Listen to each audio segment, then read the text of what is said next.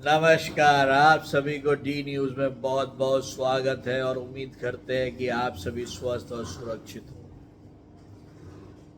राहुल गांधी जी बहुत मजे हुए खिलाड़ी है राजनीति में, लेकिन वो वैसे खिलाड़ी है जो 7वें फ्लोर में बैठे हैं, लेकिन नीचे का पहला से लेके 0 से लेके 6 फ्लोर नहीं है।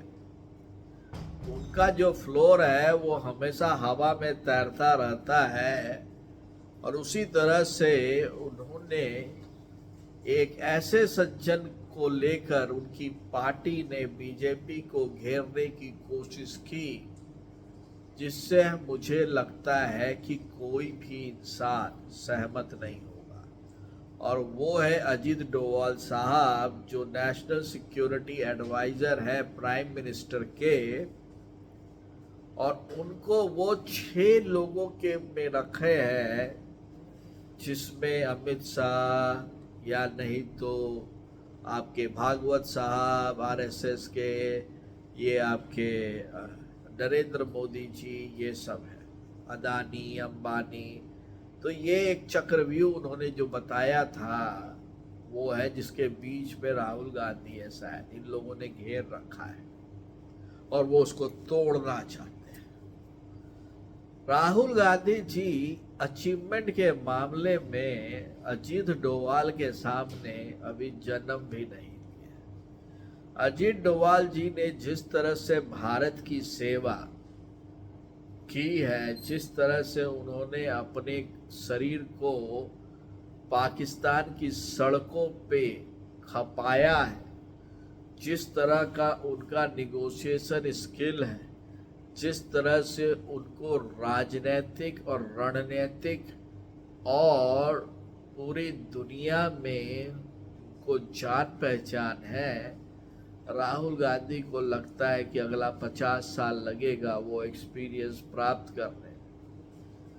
75 साल से ज़्यादा के हो चुके अजीत डोवाल साहब आज भी उसी फुर्ती और उसी उमंग के साथ देश की सेवा कर रहे हैं जिस उमंग के साथ वो पाकिस्तान में रह के इस देश की सेवा कर रहे थे।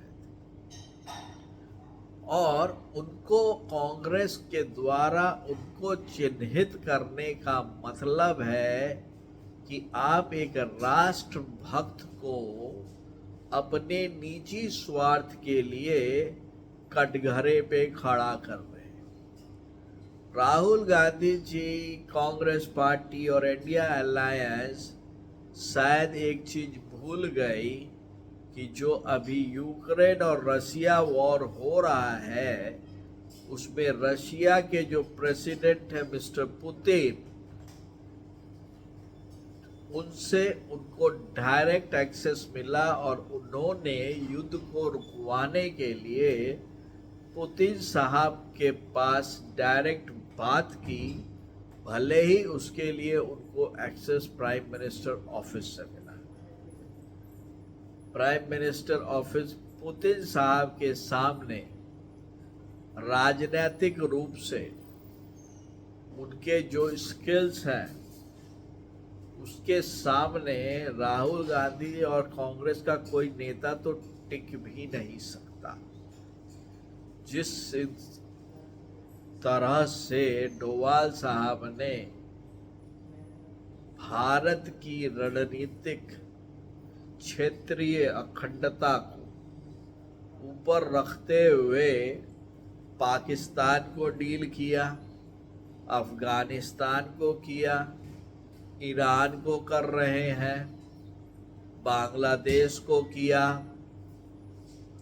रशिया को किया, चाइना को किया।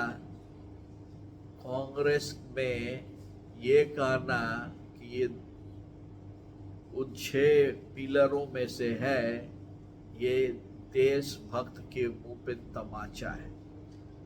और उसके लिए राहुल गांधी और कांग्रेस पार्टी को हिमालय पर्वत की चोटी पे खड़ा होकर माइक लेके माफी मांगनी चाहिए। क्योंकि जितनी जान डोभाल साहब ने आज तक हिंदुस्तान की बचाई होगी